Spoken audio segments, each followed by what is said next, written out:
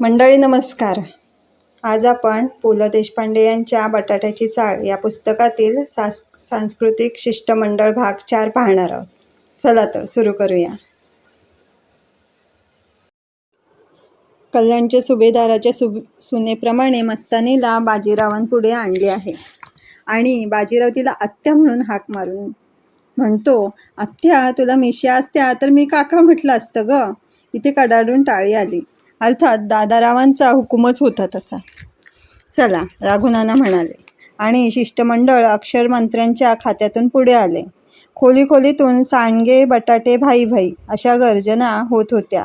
त्यांना अभिवादन करून मंडळ पुढे सरकत होते. इतक्यात समोरून सोकाजींचे साडू दादाजी ब्रह्मांडकर येताना दिसले. सोकाजी पुढे जाऊन त्यांच्याशी काही बोलणार इतक्यात दादाराव सांडगे म्हणाले, हे ब्रह्मांडकर परचाळीय मंत्री. मुंबई शहरातील आंतरचाळीय संबंध प्रस्थापित करून सर्वत्र शांतता पसरवण्याचे कार्य यांचे. चाळीतून काय, परंतु खोल्यांतून शांतता करारांवर सह्या घेऊन ते पाळण्याचे आटोकाट प्रयत्न चालू आहेत. छान. शांतिरस्तु, पुष्टीरस्तु, तुष्टीरस्तु असा वैदिक आशीर्वाद आचार्यांनी दिला. ब्रह्मांडकरांचे कार्य आमच्या चाळीपेक्षा इतर चाळीतून अधिक चालते. अरे कसले कार्य आणि काय घेऊन बसलेत सांडगे शेठ. आपली ताकद असेल तितकी सोशल सर्व्हिस करायची. आजकाल हाफिसमध्ये टाईम पण नाही मिळत. तुमची मेहरबानी. दादाजी ब्रह्मांडकरांचा हा विनय वाखाणण्यासारखा होता. परंतु अजून अनेक गोष्टी पाहायच्या असल्यामुळे मंडळाने त्यांचा निरोप घेतला. आता त्यांना आंग्रे खटाव इंटरचार्ज पॅक्ट घडवून आणण्यासाठी जायचे होते. गोरेगावकरांच्या चाळीत इराणी ऑमलेटवरून वातावरण तंग झाले होते. तेथे समेट घडवून आणायचा होता. अनेक कामे होती, त्यामुळे ते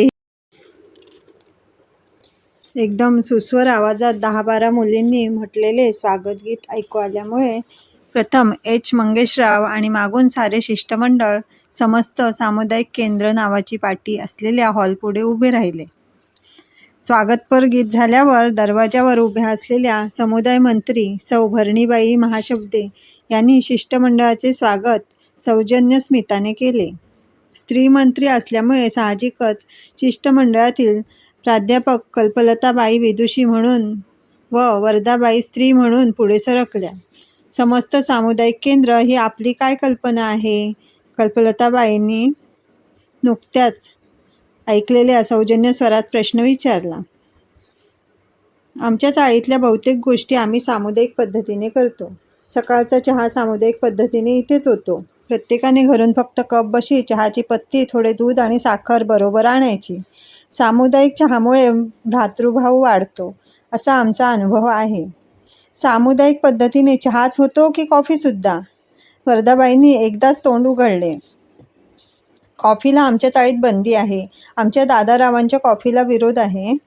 गेल्या वर्षी आम्ही कॉफीबंदी आघाडीतर्फे काफीर नावाचे कॉफी विरोधी नाटकही केले होते. कॉफी राग गायला काय ऑब्जेक्शन आहे नाही ना? मंगेशरावांनी संगीत विनोद केला. का नाही, अवश्य आहे, भरणीबाई मंत्र्यांच्या आत्मविश्वासाने उद्गारल्या. थांबा हो, ही समस्त सामुदायिकाची कल्पना सांगा ना.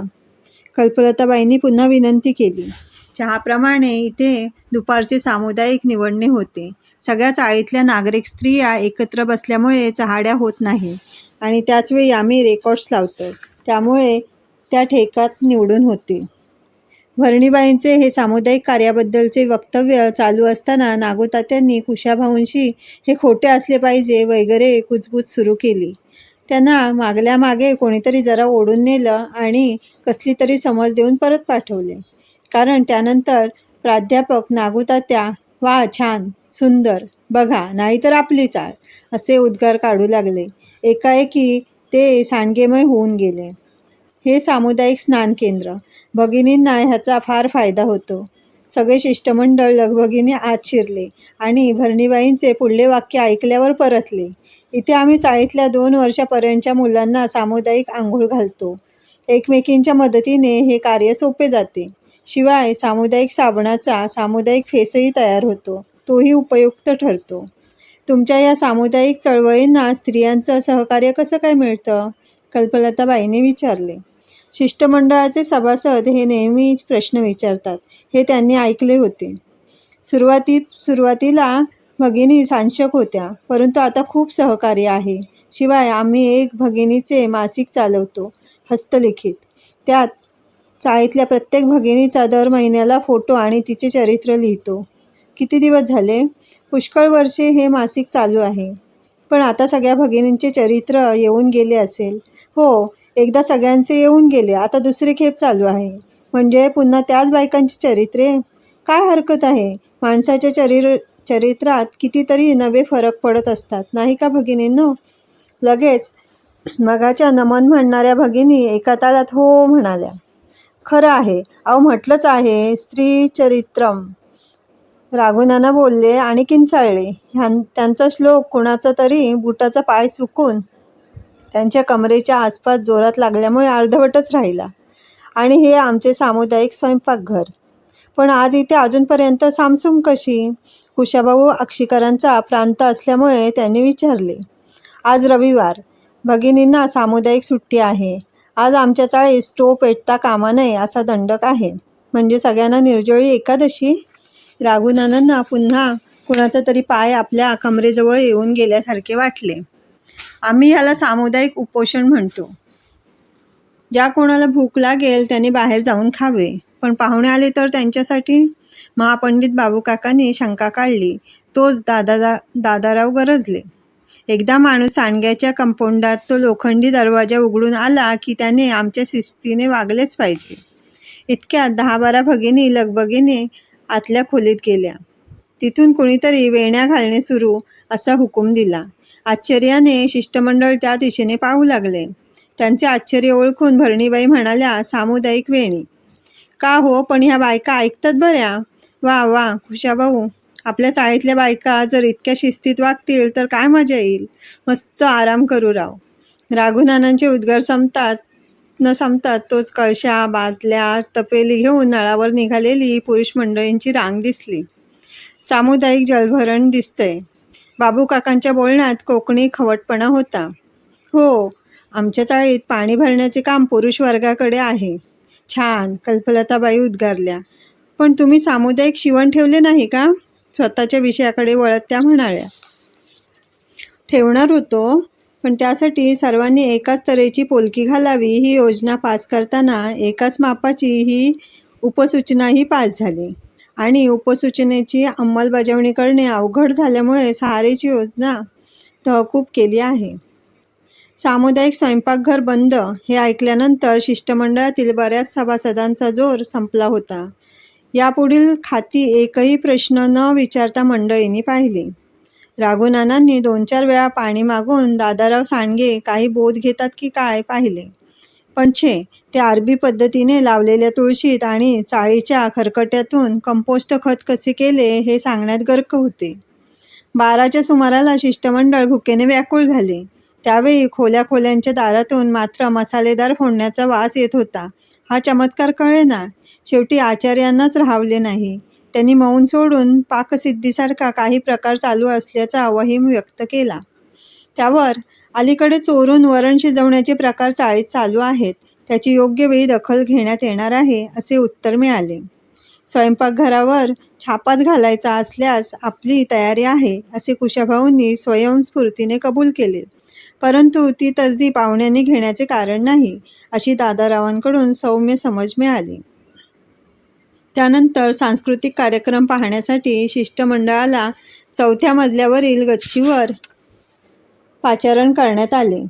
त्यावेळी अवघ्या शिष्टमंडळाच्या कंठाशी प्राण आले होते. तशा अवस्थेत काफीर नाटकाचा थोडासा प्रयोग म्हणून सुमारे 2 तास कॉफीच्या दुष्परिणामावर नाटक झाले. सांडग्याच्या चाळीच्या क्रांती चळवळीचा पोवाडा झाला.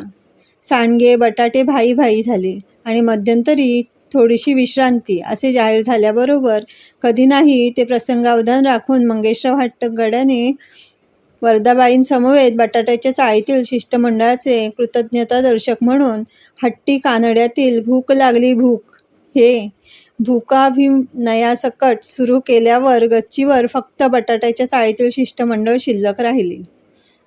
गुरिल्ला युद्धासारखी ही सुरिल्ला पद्धती यशस्वी ठरली आणि शिष्टमंडळ सुखरूप निसटले. दाराशीही गर्दी होती.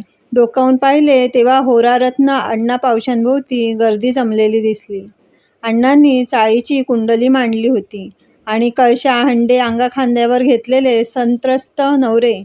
अजून 7.5 वर्षे तरी चाळीचे मालक दादा सांडगे यांना मृत्यूयोग नाही हे ऐकत होते आणि ते दिनवाणे भाडेकरू नवरे केवळ तुंबलेल्या भाड्यापायी सोसावा लागणारा हा सामुदायिक छळ आणि आणखी 7.5 वर्षे सोसावा लागणार म्हणून अधिक बापोडवाणे चेहरे करून त्यांच्याकडे नीट पहा असेल मृत्यूयोग अशी मुक आर्जवे करीत होते. कुशाभाऊ अक्षीकरांनी अण्णा पावशांना गर्दीतून बाहेर खेचले आणि जीव घेऊन शिष्टमंडळ परतले. बटाट्याच्या चाळीत त्यानंतर कित्येक भांडणांच्या प्रसंगात लोक लेका माणूस आहेस की दादा सांडगे असे विचारे. प्राध्यापक नागुतात्या मात्र कंबर शेकीत पृथ्वीच्या पाठीवर सांडग्याच्या चाळीसारखी चाळ नाही म्हणून प्रकटपत्रे, लेख, लघुनिबंध, व्याख्याने काय मनाला येईल तो माल मसाला भरून प्रसिद्ध करीत होते आणि प्राध्यापक कल्पलताबाई फुलझेडे सांडग्याच्या चाळीतील स्त्री जीवनावर प्रबंध लिहू लागल्या होत्या.